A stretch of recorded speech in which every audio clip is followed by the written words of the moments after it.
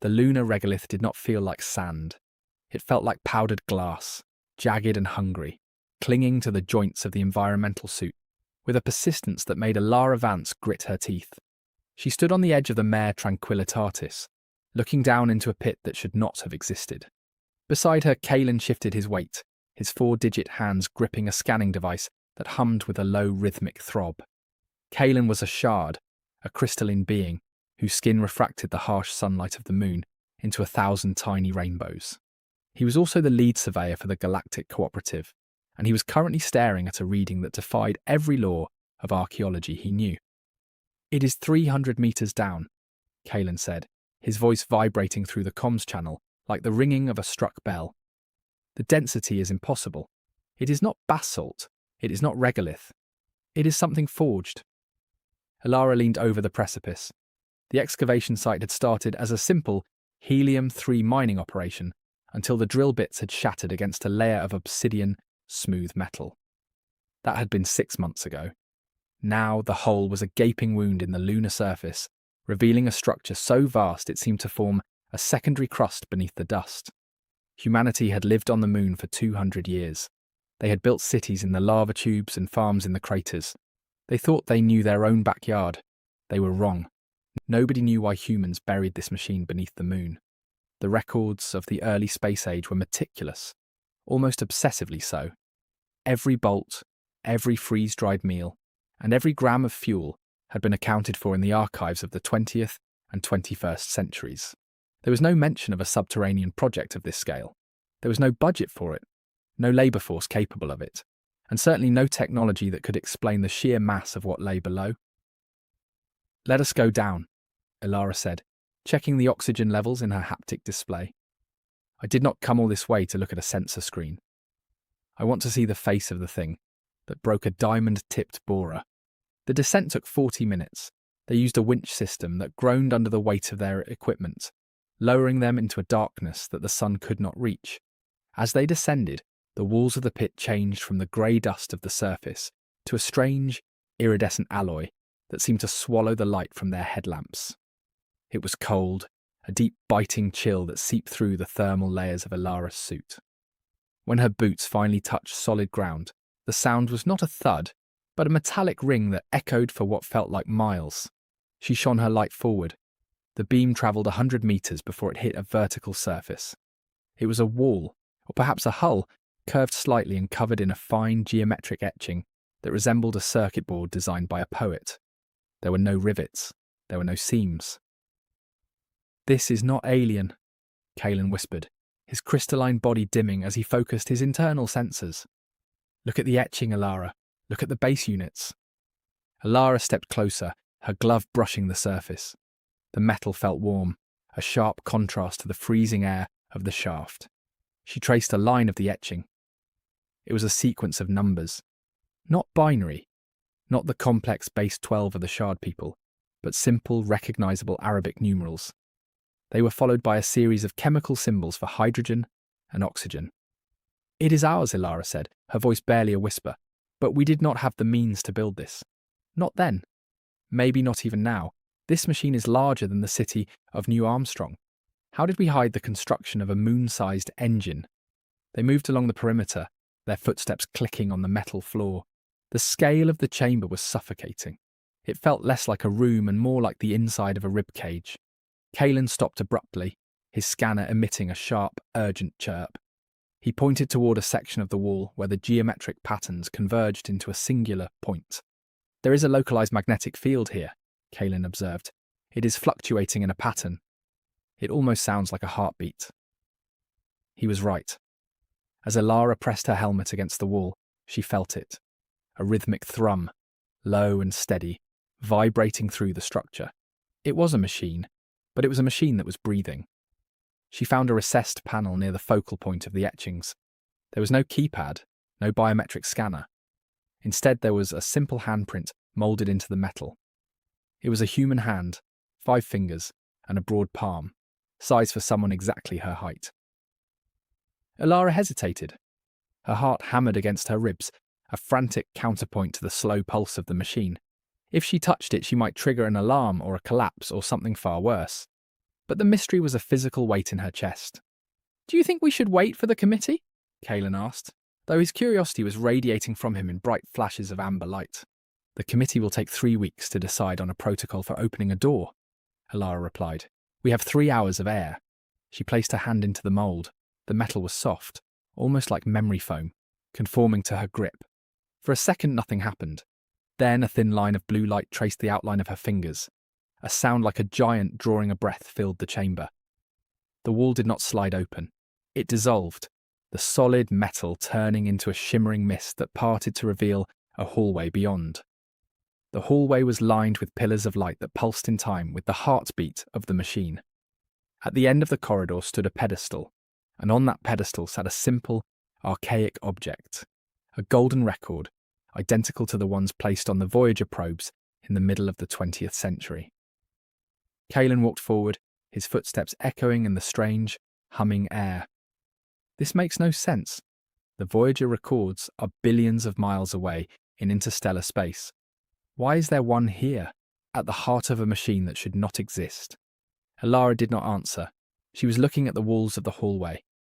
As the mist cleared, she saw that they were not walls at all, but glass casings. Inside the casings were rows upon rows of seeds, small glass vials of water, and pressurized containers of atmospheric gases. There were hard drives, ancient and bulky, stacked like bricks. There were also thousands of small, silver cylinders, each labelled with a name and a set of coordinates. "It is a lifeboat," Alara realised, her throat tightening, "but not for people." She reached the pedestal. Beside the golden record was a small screen, its interface primitive but functional. It displayed a single line of text in English, a language that had not been the primary tongue of Earth for over a century. The letters were crisp and white against a black background. "In case the fire reaches the garden," the screen read. "The fire?" Kalen asked, tilting his head. "What fire? Your history is peaceful until the Great Expansion." Alara looked back at the rows of seeds and the cylinders of DNA. She thought about the era this machine must have come from, a time of nuclear tension and environmental fragility. But this was more than a bunker. The sheer amount of energy humming through the floor suggested a propulsion system of unimaginable power. This machine was not meant to stay under the moon. It was meant to take the moon somewhere else. She touched the screen and the display changed. A map of the solar system appeared, but it was wrong. There was a 10th planet, a dark mass orbiting far beyond Pluto. Its trajectory, a jagged line that intersected with Earth. The date on the map was recorded as 2099. "According to our history," Alara said, her voice trembling, "the year 2099 was the year of the Great Harvest, a period of unprecedented agricultural abundance that allowed us to finally colonize the inner planets." Kalen looked at the dark mass on the screen. "The trajectory is a collision course. If that object had hit Earth, there would be no humans left to tell the story." "Exactly," Alara said. "But it did not hit. We were told it was a near miss, a cosmic fluke that passed by without incident." She scrolled through the data, her fingers flying across the ancient interface. The machine beneath them was not just a lifeboat, it was a gravity anchor. It had been designed to exert a precise, massive pull on the Earth, shifting its orbit by a fraction of a degree, just enough to let the rogue planet pass harmlessly by. The cost of such an operation would have been total. The energy required would have drained every resource the planet had. "But why bury it?" Kalen asked. "Why hide the fact that you saved yourselves? Why let the world forget its greatest achievement?" Alara found a final file, a video log buried deep in the directory. She tapped it. An image flickered to life. It was a man, his face lined with exhaustion, wearing a flight suit with a faded NASA patch. He was sitting in a cramped cockpit, the stars visible behind him. "If you are watching this," he said, his voice crackling with static, "then the anchor worked. The Earth is safe. The intruder has passed. But we have made a choice. To build this, we had to lie. We had to take the hope of a generation and turn it into a secret. We had to tell them the danger was never real, so they would not live in fear of the sky. We are burying the machine because a shadow like this should not hang over a species just starting to walk. We want you to grow up in a world where the universe is a playground, not a graveyard." The man paused, a small, sad smile touching his lips. "We gave you a second chance. Do not waste it looking backward. We buried the truth so you could reach for the stars without trembling." The video cut to black. The heartbeat of the machine seemed to soften, as if its long vigil was finally over. Alara looked at Kaelin, whose crystalline skin was now a soft, respectful blue. "They did not want the credit," she said. "They just wanted us to be brave." The magnitude of the sacrifice began to settle in. A whole generation of engineers, pilots, and scientists had worked in the shadows, building a subterranean titan that would save a world that would never know it was in danger. They had chosen anonymity over glory. They had traded their place in history for the survival of their children. Kaelin touched one of the seed vaults. They preserved everything. Not just the people, but the soul of the planet. They were ready to leave if they had to, but they fought to stay. Alara looked up toward the ceiling, through the miles of rock and dust, toward the blackness of space. For centuries, humanity had looked at the moon as a stepping stone, a barren rock that was merely a convenience of geography. They had built their domes and their mines, never realizing they were walking on the shoulders of the greatest heroes the species had ever produced. The mystery of why it was buried was solved, but it opened a new, more daunting question. If they were capable of this, what else had they hidden? Alara felt a surge of something she had never felt before, a profound, aching pride in a lineage she had always taken for granted. "We need to tell them," Kaelin said softly. "The cooperative needs to know what kind of people they are dealing with." Alara shook her head, her hand resting on the golden record. "No, not yet. The man said they wanted us to grow up without trembling. We are still growing." She looked at the screen, where the white text still glowed in the dark. "In case the fire reaches the garden." The fire had been diverted, but the garden was now blooming across the galaxy. She realized then that the machine was not a tomb. It was a foundation. "Let us document the site," Alara said, her voice gaining strength. "We will record the technology and the preservation methods, but we will leave the story here for now. We will let the moon keep its secret until we are ready to be the kind of people who can carry it." Kaelin nodded, the light within him shifting to a steady, warm gold. As they turned to leave the heart of the moon, the rhythmic heartbeat of the machine followed them, a constant hidden pulse that had been the silent guardian of humanity for 200 years. Alara took one last look at the handprint mould. It was a perfect fit. She realized it was not just a key, it was a handshake across time, a quiet reminder that even in the face of total annihilation, humans did not just survive. They took care of the future. The elevator ride back to the surface was quiet. The jagged grey dust of the moon no longer looked like a wasteland to Alara. It looked like a blanket, tucked carefully around a sleeping giant. When they stepped out onto the surface and saw the Earth hanging in the black sky, a fragile blue marble of life, Alara did not see a vulnerable world. She saw a world that was loved, protected by a secret that was buried deep, and a strength that was even deeper. Alara moved her fingers away from the control panel as the blue light faded into a soft white glow. The chamber remained silent except for the low thrum of the ancient engines. Kaelin adjusted the frequency of his internal sensors, his crystalline form casting long shadows against the rows of preserved genetic material.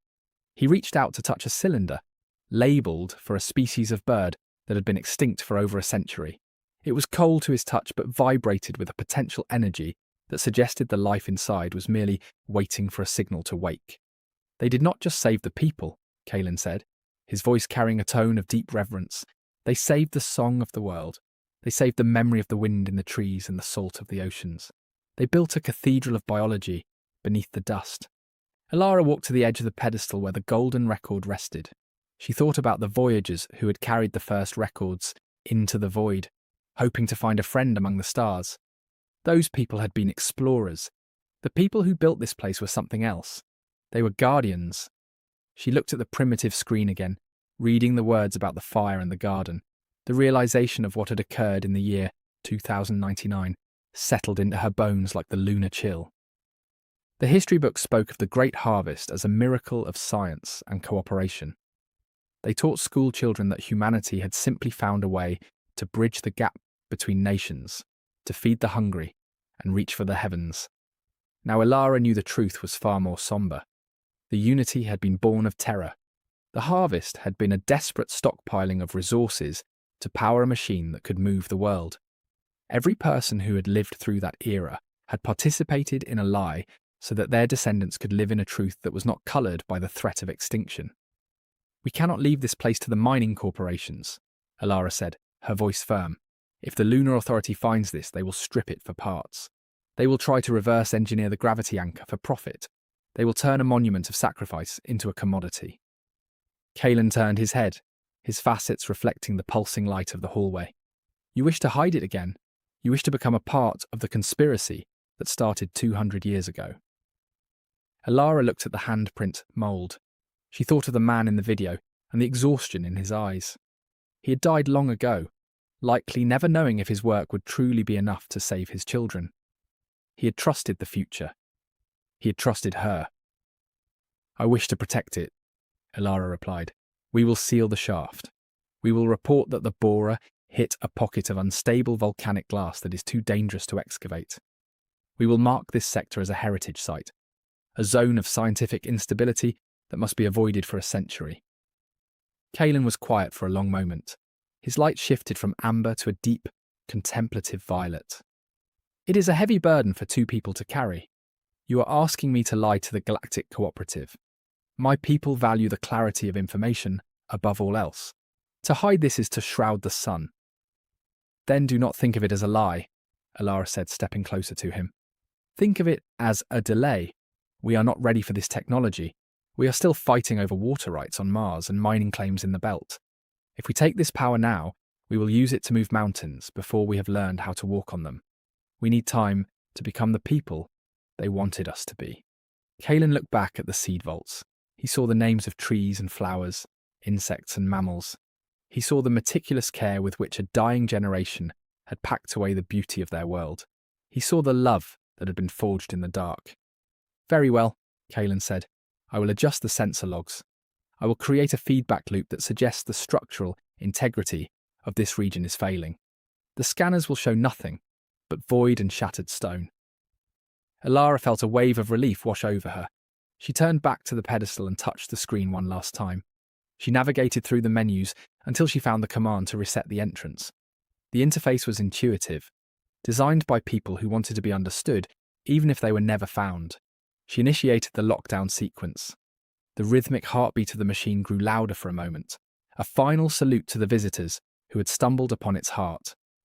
The mist began to coalesce again, the shimmering particles of the alloy weaving themselves back into a solid wall. Alara and Kalen backed away as the hallway vanished, replaced by the obsidian-smooth surface of the hull. The geometric etchings remained, but without the blue light of the handprint, they looked like nothing more than the scars of a cooling planet. They made their way back to the winch system. The ascent was faster than the descent had been. As they rose through the darkness, Alara kept her headlamp pointed downward, watching the great anchor disappear beneath the layers of regolith. She felt as though she were watching a god fall asleep. When they reached the surface, the sun was beginning to dip below the horizon of the crater. The shadows of the lunar mountains stretched out like long, dark fingers. The mining camp was a cluster of lights in the distance, a small and fragile thing against the vastness of the moon. Alara stood on the edge of the pit and looked up at the earth. It was a brilliant crescent of blue and white, hanging precariously in the void. She remembered the man in the video saying that they did not want the shadow to hang over a species just starting to walk. She looked at the lights of New Armstrong, where thousands of people were eating dinner, dreaming of the future, and arguing about the trivialities of their lives. They were safe because of a machine they would never see. They were free because of a lie they would never uncover. Kalen stood beside her, his body reflecting the soft glow of the earth. He reached down and picked up a handful of the grey dust, letting it slip through his fingers. "It is a strange way to love someone," he said, "to save them and then ask for nothing in return, not even a thank you." "It is the only way that matters," Alara said. She turned away from the pit and began the walk back to the rover. Her boots kicked up small clouds of glass like powder that settled slowly in the low gravity. She knew that her life would never be the same. Every time she looked at the ground, she would feel the pulse of the anchor beneath her feet. Every time she looked at the stars, she would remember that humanity had already earned its place among them, not through conquest, but through a quiet, desperate courage. As they drove across the Mare Tranquillitatis, the rover bouncing over the ancient basalt, Alara did not look back.